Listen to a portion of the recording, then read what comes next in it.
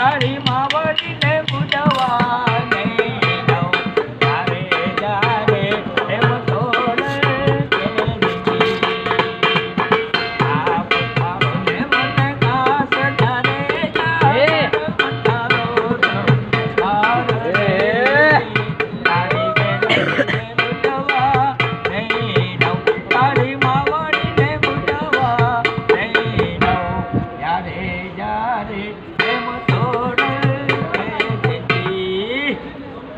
વાગ્યો રે ઢોલ ભાઈ